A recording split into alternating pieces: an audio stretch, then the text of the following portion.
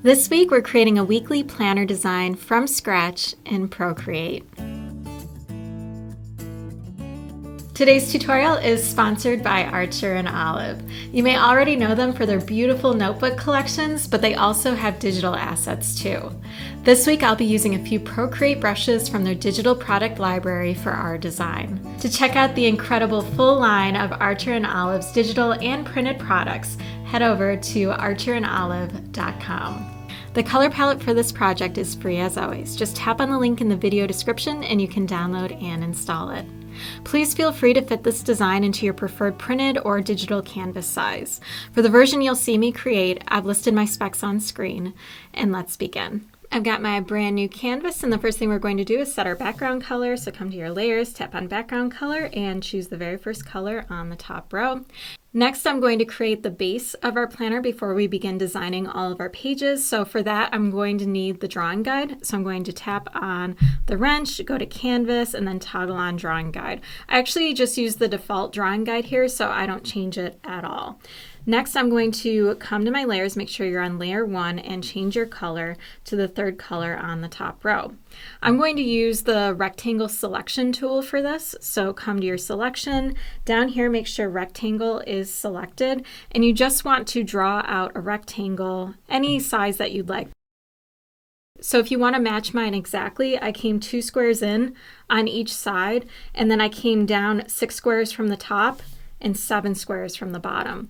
Once you have the selection, this color that we selected, the third one on the top row, just drag it into there, and now we have our base. We can deselect just by tapping on the selection icon, and now we have the beginning of our planner. I do want to make it look like it has a little bit of depth here, so I'm going to select this by tapping on it, choose select, create a brand new layer, change your color to the darkest color, so it's the 4th one on the top row, return to your layers, tap on the layer thumbnail and choose fill layer. I'm going to drag this layer underneath layer 1. In order to make it a little bit larger and connect the edges really quickly, I'm going to apply a motion blur. So come to your magic wand, choose motion blur, tap on your screen and drag it down and to the right, and you can see the percentage up here.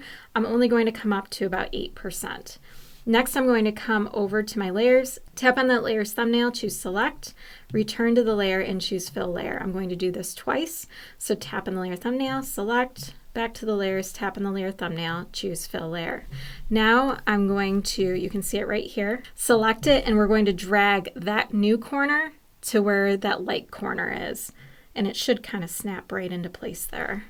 And now if we zoom out, you can see we've got a little bit of thickness to our planner, which is exactly what we want. Next, we're going to add in our pages. So I'm going to create a brand new layer up at the very top, change my color to the white color, so it's the last one on the top row. Before I draw those rectangles in, it's a good idea to figure out where our center point is, and it'll just make the math and drawing this out so much easier. So a really quick way to do this is just select our first layer, and you can see this node right here shows us right where the center is. So I just remember where this node is. So I kind of like stare right here and create a brand new layer. And then I'll just make a mark so I remember where the center is. So let's make sure I mark the right place.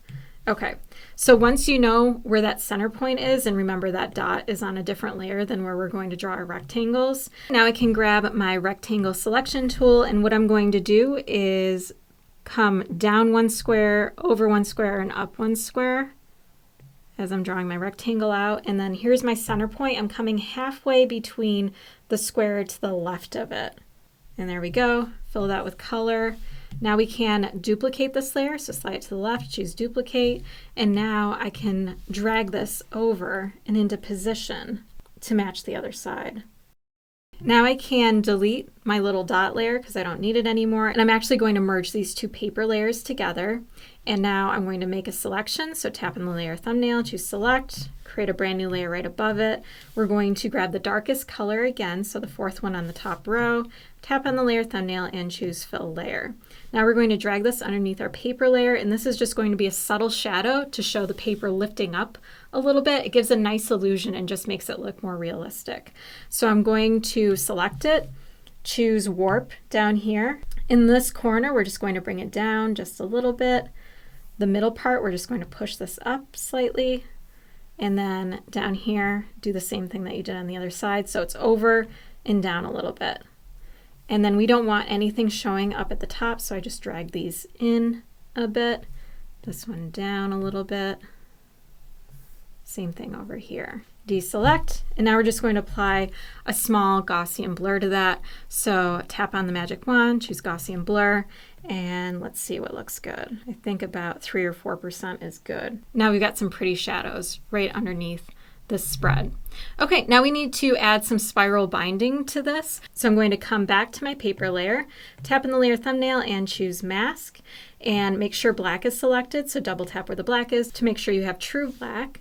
I'm going to use the 3mm acrylograph brush, and I'll leave a link on screen to that and in the video description. My brush size is about 15%, and what I'm going to do is where you see this first cross happen, I'm just going slightly left of it, and then skip one and do the same thing all the way down, and then do the exact same thing on the other side, only it's going to be slightly right of it. Okay, we've hole punched our paper, and now we can add in our spiral binding. So I'm going to create a brand new layer, and I'm going to grab the same color that we're using as our background color, so it's the first one on the top row. I'm going to reduce the size of this just slightly. I'm coming down to 12%, and I'm going to add in the spiral. So I'm starting right in the center of this circle to the center of the next circle, and I'm making it slightly curved. I love this brush because it has that nice subtle texture, so you get that without even trying, which works especially well when you're giving this illusion of depth with a spiral binding. Okay, we've got our binding all set, so let's group all the layers that we've done so far, and we're going to call this one Planner Base. Now we're going to design each page, so create a brand new layer, and we're going to start by adding in a little calendar, and then we'll design the different days of the week around it. So a really cool brush that Archer and Olive has is this calendar brush, so you can choose whether you want your week to start on a Monday or a Sunday. So we're going to treat this like a work week. So I'm going to select the Monday, and I still have my background color selected, so it's the first one on the top row, and I'm just going to stamp this in here. My size is 10%, so I can just tap with my finger and it shows up. And make sure you switch back to uniform down here for your selection, and I'm just going to move it into place, and we can reduce the size afterwards. So once I have that, I'm going to create a brand new layer.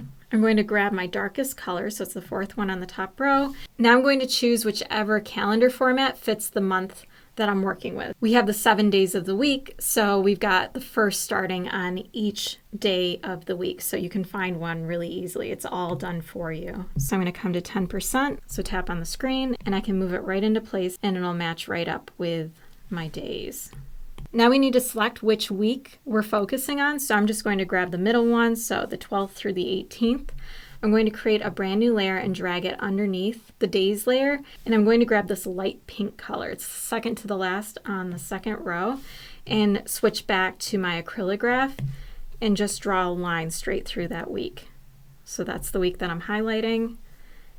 And now I can group these together, label this one calendar, select it, move it into place, and I'm going to reduce the size of it slightly. I'm going to create a brand new layer right above it, grab my darkest color. I'm going to switch to the acrylograph brush, and my brush size is about 8%. And now you can write the month's name right on top. These acrylograph brushes are also really great for lettering.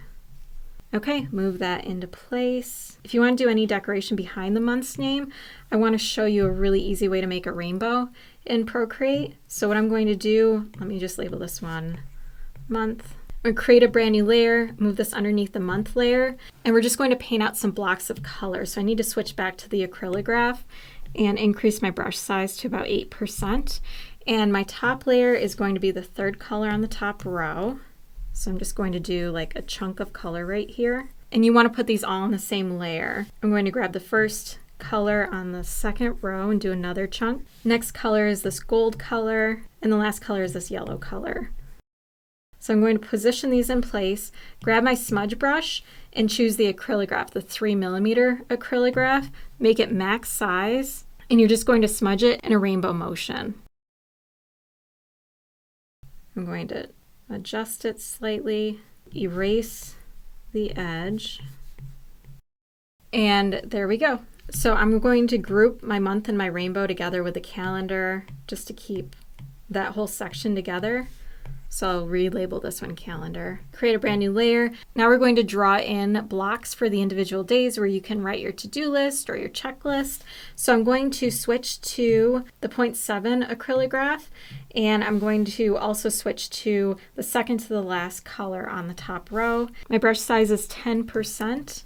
And I like keeping this grid on because it helps me rough everything out. I have this brand new layer selected, and I'm going to change the sizes of my blocks. So feel free to do whatever block size that you would like. And I'm going to keep all of my blocks on the same layer just to make it a little quicker and easier. There's just going to be one block space between them. I like these being hand-drawn and imperfect. That's my preference. Okay, I've got all my blocks drawn in. Next, I'm going to create a corner element here. So I'm going to increase my brush size to about 30% and just paint in a swooping triangle in the corner to put the dates in. You can do these on either side. I like randomly switching it up. And then I'll reduce my brush size and just clean up where this transition happens so it's a little more natural looking. Next, I'm going to create a rectangle that is smaller inside each of these blocks. So my brush size is at 6%, and I'm just going to come down one full block from the top so I have space to write each weekday, and then stop it short of hitting the swooping triangle in the corner. Once you have all of your blocks complete, now we're going to put in the days. So create a brand new layer, switch to the darkest brown color, and add in each day of the week. And remember, we're starting with Monday in this example for a regular work week, but if you started yours with Sunday, make sure you're writing Sunday right here. Okay, we're going to add a little bit of a highlight behind each one of these weekdays. So create a brand new layer right underneath your layer with all the days of the week. And for Monday's color, I'm going to use the first color on the second row, switch to the 3mm acrylograph. And let's see, the size of this, I'm going to increase it slightly to 12% and just put a line there to highlight it. And then for Tuesday, I'm going to use the background color that we used. So it's the first color on the top row. Wednesday is going to be the second color on the second row. Thursday, the next color on the bottom row.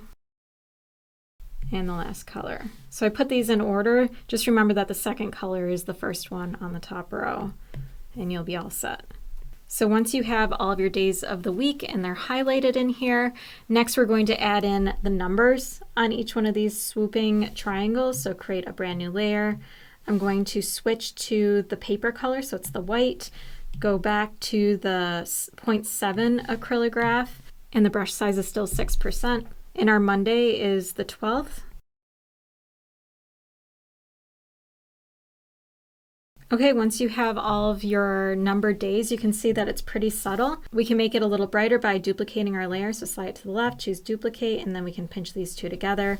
And now we have much stronger numbers. We can turn off our guide, our drawing guide now, since we don't need it to format anything else. So I'm going to come to the wrench, toggle off drawing guide, and we can kind of see how everything is looking so far. We just have a couple of final details and then we'll be all done. So the first thing I'm going to do is rotate our entire planner design to make it a little more dynamic. I do like keeping a copy of it straight on. If I need to make any edits or I want to reuse this for future weeks, then I have a version that's straight up, and then it's much easier to make edits to it. So I'm going to select everything that we have, group it, label this one planner, duplicate the planner, turn off the bottom copy. That's just for us if we ever want to reuse it later. So select it, and now we're going to rotate it, and you can rotate it as much or as little as you'd like. I'm going to do a rotation. You can see it up here. Mine is going to be about 95, and then I can move it into place. And I want to add a little bit of a shadow coming off of it. I'm going to expand this group, find my planner base. Since we stayed organized here, I can toggle that down, and it's this bottom layer right here that gave it the depth. I'm going to duplicate that layer, and now I'm going to use the motion blur on it to create a shadow. So hit your magic wand, motion blur, and drag this out to give yourself a nice shadow. Mine's coming up to about 20%, and then I can select it and drag that corner down like we did before, and it'll kind of snap into place. And I don't like that I have this hard angle right here, so I'm just going to soften it up by applying a Gaussian blur. So select your magic wand, Gaussian blur, increase this a little bit. So I'm coming up to 5%, so that softens that corner. And now change the blend mode to multiply and reduce the opacity. I just want it to be subtle right here. I'm coming down to 55% to give it a little of extra depth. Okay, and then the last detail is just adding in some decoration in the background. So I can close up this group. I'm going to create a brand new layer, drag it underneath my planner group, switch my color to the second one on the top row, and I'm going to head into Archer and Olive's floral stamps and grab the Thick Leaves 02 stamp. And the size of this brush is about 30%. So I'm going to stamp it once by just tapping with my finger. I want to make sure it's not going to bleed off any of the edges, so I'm just going to stamp it in the middle, and then I can grab it and rotate it the way that I need it. So I want this first one to come off of this side over here. Create a brand new layer. I want to put each one of these on its own layer, that way I can move it and adjust it. Stamp another one, move this one so it's hanging down a little bit more, and do one more on the top. Okay, now we're going to do the same thing on the bottom. Create a brand new layer, stamp it once, move it into place. I'm only going to put 2 stamps on the bottom instead of 3. Create a brand new layer, and this will be our last stamp. Once again, links to everything mentioned in this tutorial are right in the video description, and be sure to check out Archer and Olive at archerandolive.com. If you enjoyed this tutorial, please hit the like button, subscribe, and I will see you next time.